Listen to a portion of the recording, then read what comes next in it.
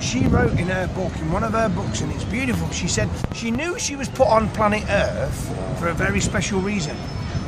And then when she gave birth to William, she went, that's what I was put on here. And the other one's from... The other one is from a different man. The face is different. Well, we say that, don't we, you see? But, you see, what she never saw... Hewitt. What Kate has given birth to now. And Kate has given birth to the King, George. Now, when George becomes king, it's done a full circle. Because our patron saint is George. That's true. The Georgian cross. Yeah. Now, I was a Coldstream Guards, right? And it's beautiful. Got a lot in common, this. Well, I was in Navy Cadets. You too.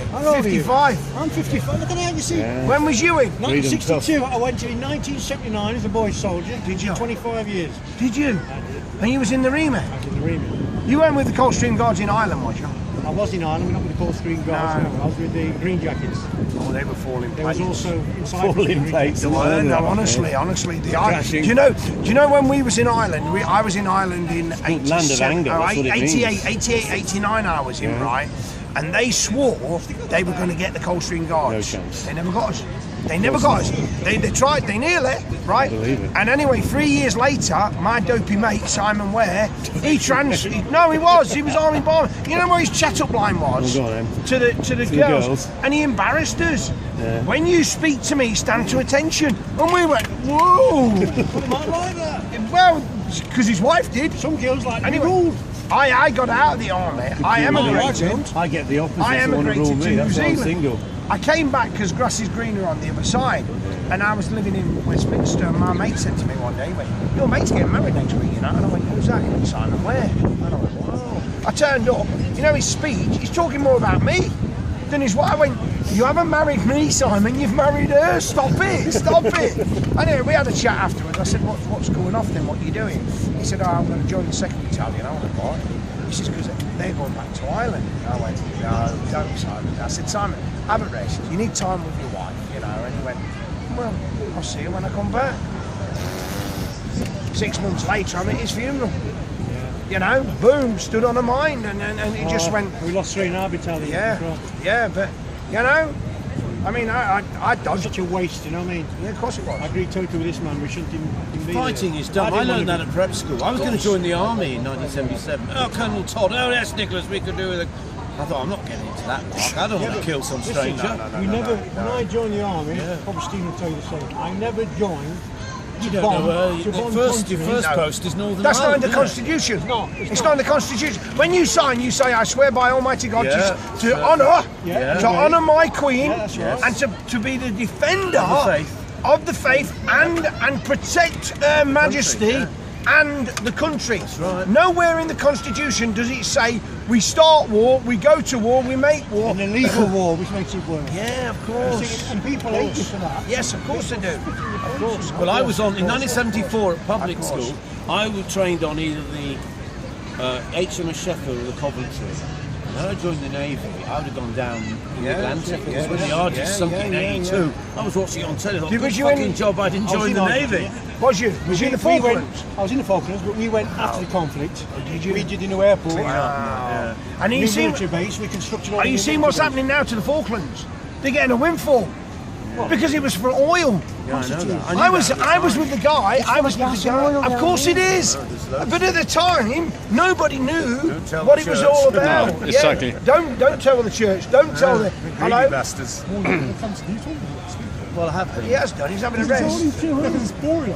Well, obviously. Of course it is. Of course it is. Of course it is. Water, That's why you come over here. And there's government life. you do so. Leave us alone. It makes the world go round, wars, you see. So come over money. And oil and all this is all about money. Steve, I was sitting with a guy on Tuesday. I was sitting with a guy on Tuesday at church, and I went, you're the oil man, aren't you?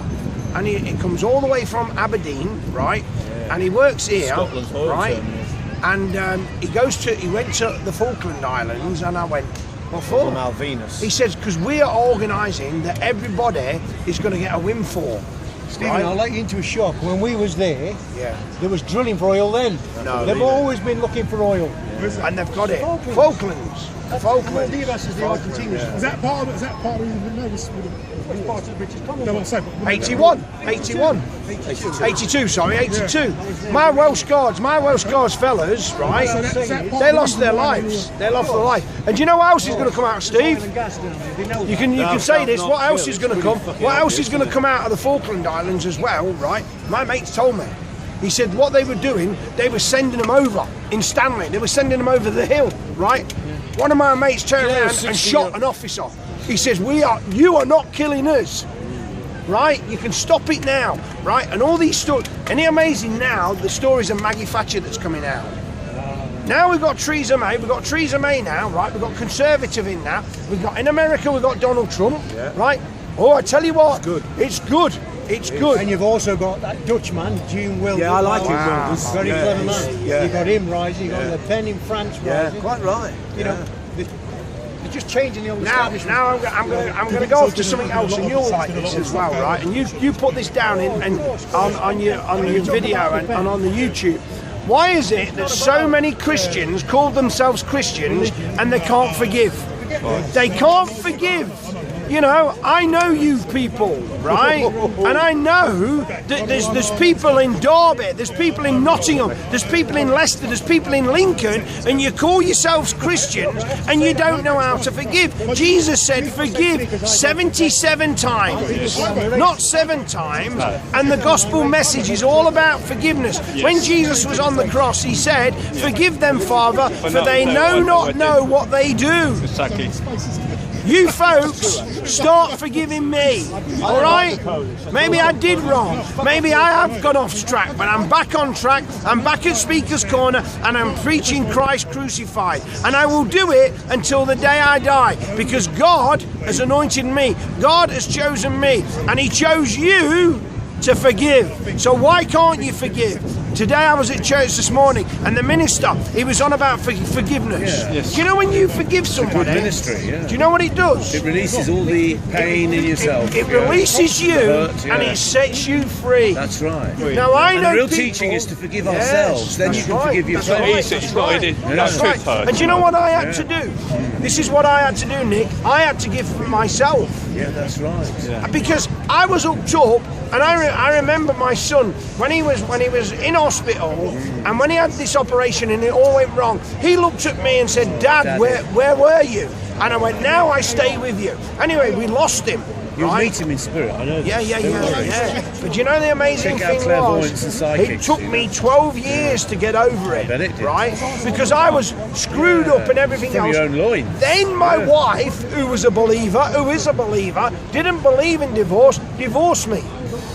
Now, my son can't even pick up a phone and say, how are you, Dad? Yeah. Now I have to go up there out of the blue, right? And I go, hi, and he goes, hi, Dad. But they've brainwashed him that he's got to protect his mum from what? Am I a monster? I was trained by the best, the cream of the cream, right? Cream of the crop. I can do damage, but I don't. I'm trained to dodge bums. I'm trained. But there you go. But I need glasses to look at that. That's right. I had a license to kill. You know, James and they Bond said to me, when are you going to get out of the Coldstream Guards? What are you going to do? Yeah. I said, well, I've got a license to kill, and I probably could be a security guard. You're like the Bernard Manning joke, right? This is the best joke I've heard in years. It's so funny. I'm not a racist, but it's fucking brilliant. Irishman goes to Ku Klux Klan dress party as Al Johnson. Fucking brilliant, isn't it? But you can't beat the Irish. You know? No, I like them. They're all right. The I beauty prefer of them to the Scots, actually. Well, the Irish always tell jokes on themselves. That's right. So they're not taking the mick out of others, you know. They know. Paddy and Mick. Yeah. And he's gone on a job site. He said there's 3 spades, take a pick. Classic. Here's another one I heard this week from my friend, and I tell you what, this is where the brotherhood of the guards come in and soldiers come in, you know. And this week, somebody said to me, "Is there anything you need?" And I went, yeah, I do. I need furniture. I need towers. I need a good woman in bed. Oh, stop. The good woman's coming. The new wife is coming. If it's the old one, amen. But if not, there's a new one coming. I got the flat. I'm getting a job, and the new wife she's been booked. On the way. She's on the way. And the beautiful thing is that my friend, who is from Nottingham as well, a Midland guy, he should have been at Coldstream Guards. He wanted to, and he busks and he collects for the guys, right? And he came online and he said, "Is there anything you need, Stephen?" And I went, "Everything." And he went, "Do you know what he said?" He said, "I'll send you a food parcel." That's kind. Do you know on Friday? So you got it. I got a food parcel, right? And I'm going, wow. Happy days. Happy days. I had a coffee this morning with milk because of my friend Alistair Ware. Thank you so much. There are genuine Stephen, get into people. the secret. I've been living this for now. And basically, you put your thoughts into the peaceful London. And I tried it out. I bought the DVD in November 2006 when I was in a mental health care home. And I thought, oh, fuck America, it can't be. And then a few years later, I was wearing some of the clothes the presenters were wearing. It was like, you know, it'd be like you saying to yourself, you want to buy a yellow jumper, and then 3 years in the future you buy it and you don't know because you're talking to me now. And you can have whatever you want. And it's all happening to me. And so I did tests. I said, I want a cup of coffee. And I got on the train the other week. I had no money. Someone left a cup of coffee. It's awesome. Because the scriptures say you might not believe Ask this, and you will get. Yes. You've got to ask correctly. You've got to ask. You've got to believe and you've got to know. That's right. And in the scriptures he says, before you've asked, it will come. It will happen. If you're on the right path. And if you speak the word, it will come. It will happen. Now, you folks who are listening to this, start forgiving. Yes, that's the strength. Because the beauty of Speaker's Corner and the beauty of life, the beautiful thing of life, God gave us life to the full, and we're not living it. We're not living it. And that's why Jesus died, I believe, on the cross for you and for me. And Jesus said on the cross, Father, forgive them, for they know not what they do. You know? Because of course there is. Satan. Got to try and spite him. Whatever. You know, There's no place like London, and it's the greatest city in Northern Europe on planet Earth. Or mankind. Listen, Nick. No, listen to this, Nick. I've been to Rome, man, with my ex. No, listen. American lady said to me, "You have beat us." Really? This Christmas, you have beat us. Oxford Street. Oxford Street was closed off last week, right? And people were walking on the road, and it was awesome.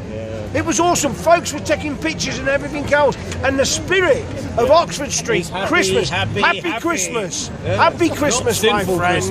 No, you know, there's so many people preaching damnation and hell and sin and this, that, and the other. God is love, and I love you. I love you, right? And I know people love this crazy guy. I'm a crazy guy. They can say what they want, right? But you know what? There's my friend here and the other friends in Speaker's Corner in London. And ever guess what? I've got more friends, and there's more friends on the way. That's right. You know? And all that's gone, it's in the past, it's yesterday. Do you know what tomorrow is? It's Monday. The future. Yes, and it's Monday. And it's Sunday today. You know, and they're all going, you know? And I see them, they go to church, and they're miserable. They are. Yes. Miserable. You know? And they're buying into all that fear and guilt. It's crazy. You know, it's what the early priests did.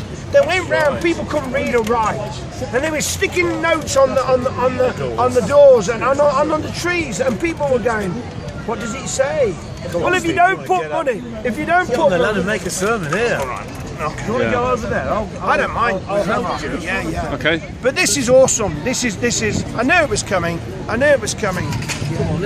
Steve, we're going to go over here. He's the guy. Go down here. Tell him something.